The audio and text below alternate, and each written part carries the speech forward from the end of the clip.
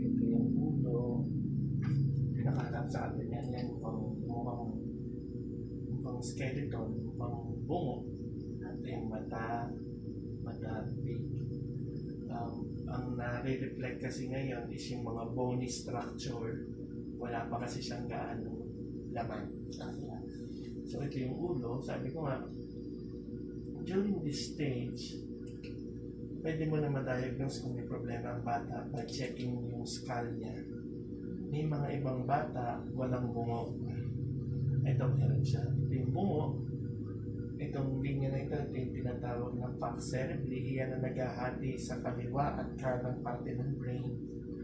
Yung mga itim na ito, sa loob, iyan ang tinatawag mo na ventricles. So, normal naman siya. So, ito naman ang mukha. Ayan. Parehang mga.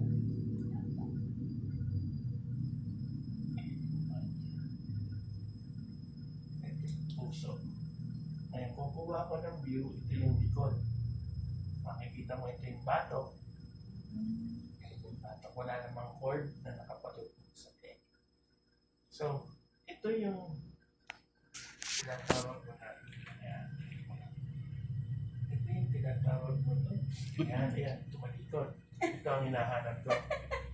Ito yung local fold translucency.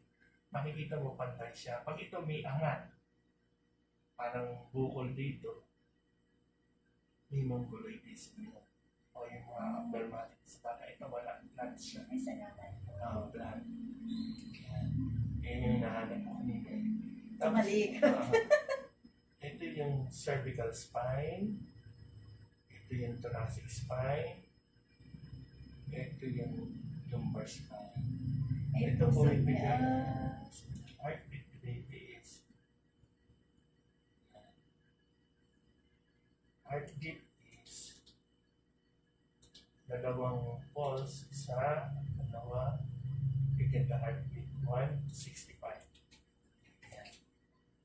Tapos ito naman yung buong spinal cord. Ito makikita niyo yung ribs niya. Tapos ito isang arm yan. Tapos ito yung isang arm. Isang arm. Ito yung buong katawan. Makakakita ka ng may itim dito sa gitna. Yan yung kanyang bituka. Tapos makikita niya may dalawa dito puti. Ito yung mga binti. Isang binti. So based dito sa measurement ni baby, kailan natin ang due date natin? August 24 po. Based dito sa sukat niya mula ulo hanggang puwet. Yan.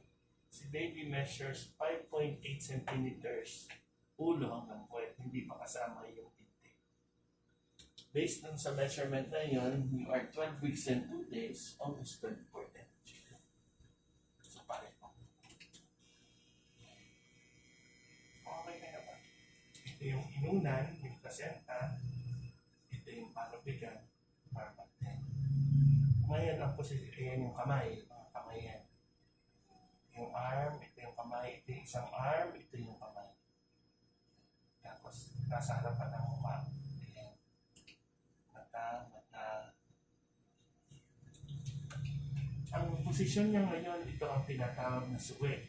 Pag sinabi mong suwi, ang ulo ang nasa taas, ang nasa baba, kung saan siya lalabas, is yung puwet. Pero umiikot naman yan. Pero ngayon, everything is okay. Kaya parang yung mukha, para siya nakasalutin pa. Wala.